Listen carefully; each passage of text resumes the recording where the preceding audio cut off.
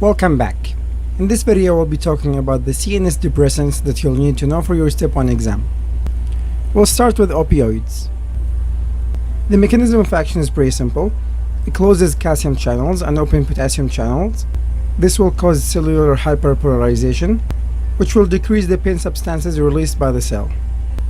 The important effects are pupil reconstruction, which is important for diagnosis, decreased gag reflex, and respiratory and neural depression. We treat overdose with naloxone and naltrexone. It's also important to know that opioids hold the most death related to drug overdose.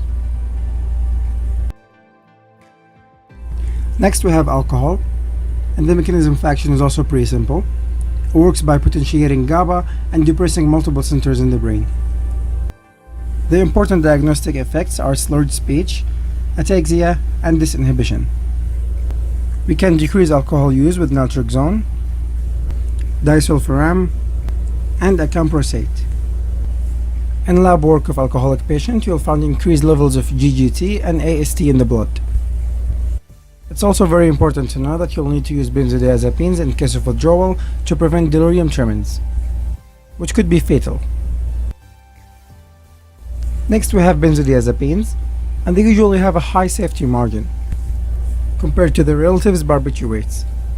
The mechanism of action is also similar to alcohol. They work by potentiating GABA. GABA, as we know, binds allosterically to GABA receptor and allows chloride to flow in. Benzos are used to treat various psychotic disorders. They also help in preventing alcohol withdrawal and seizures. We treat benzodiazepine overdose with flumazenil. And finally we have barbiturates, which compared to benzodiazepines, they have very low safety margin. And they also work by potentiating GABA.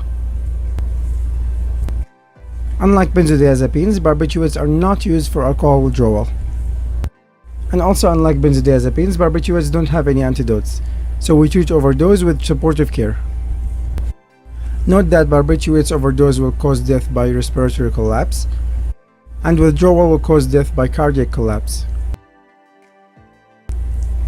Alright guys, that's everything I've got. Hopefully I made this easier for you, and see you guys later.